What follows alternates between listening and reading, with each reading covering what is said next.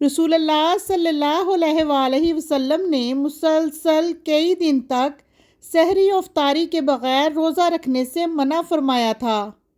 اس پر ایک آدمی نے مسلمانوں میں سے عرض کی، یا رسول اللہ صلی اللہ علیہ وآلہ وسلم، آپ تو وصال کرتے ہیں۔ آپ صلی اللہ علیہ وآلہ وسلم نے فرمایا، میری طرح تم میں سے کون ہے؟ مجھے تو رات میں میرا رب کھلاتا ہے اور وہی مجھے سیراب کرتا ہے۔ لوگ اس پر بھی جب صوم و وصال رکھنے سے نہ رکے تو آپ صلی اللہ علیہ وآلہ وسلم نے ان کے ساتھ 2 دن تک وصال کیا۔ پھر عید کا چاند نظر آیا تو آپ صلی اللہ علیہ وآلہ وسلم نے فرمایا کہ اگر چاند نہ دکھائی دیتا تو میں اور کئی دن تک وصال کرتا۔ گویا جب صوم و وصال سے وہ لوگ نہ رکے تو آپ نے ان کو سزا دینے کے لیے یہ کہا۔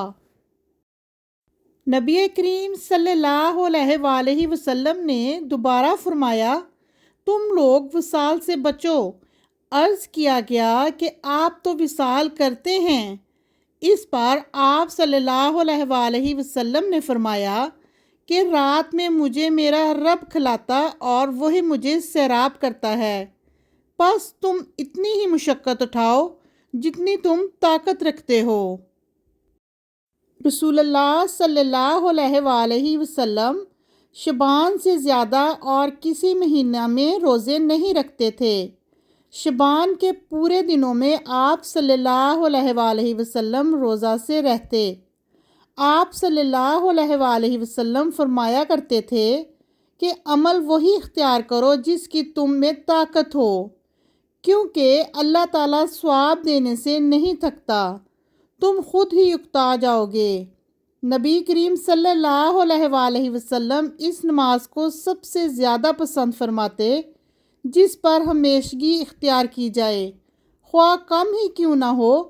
چنانچہ حضرت صلی اللہ علیہ وآلہ وسلم جب کوئی نماز شروع کرتے تو اسے ہمیشہ پڑھتے تھے۔ رمضان کے سوا نبی کریم صلی اللہ علیہ وآلہ وسلم نے کبھی پورے مہینے کا روزہ نہیں رکھا۔ آپ صلی اللہ علیہ وآلہ وسلم نفل روزہ رکھنے لگتے تو دیکھنے والا کہہ اٹھتا کہ بخدا اب آپ بے روزہ نہیں رہیں گے، اور اسی طرح جب نفل روزہ چھوڑ دیتے تو کہنے والا کہتا کہ واللہ اب آپ صلی اللہ علیہ وآلہ وسلم روزہ نہیں رکھیں گے۔ رسول اللہ صلی اللہ علیہ وآلہ وسلم کسی مہینہ میں بے روزہ کے رہتے تو ہمیں خیال ہوتا کہ اس مہینہ میں آپ روزہ رکھیں گے ہی نہیں۔ اسی طرح کسی مہینہ میں نفل روزے رکھنے لگتے تو ہم خیال کرتے کہ اب اس مہینہ کا ایک دن بھی بے روزے کے نہیں گزرے گا۔ جو جب بھی چاہتا حضرت صلی اللہ علیہ وآلہ وسلم کو رات میں نماز پڑھتے دیکھ سکتا تھا اور جب بھی چاہتا سوتا ہوا بھی دیکھ سکتا تھا۔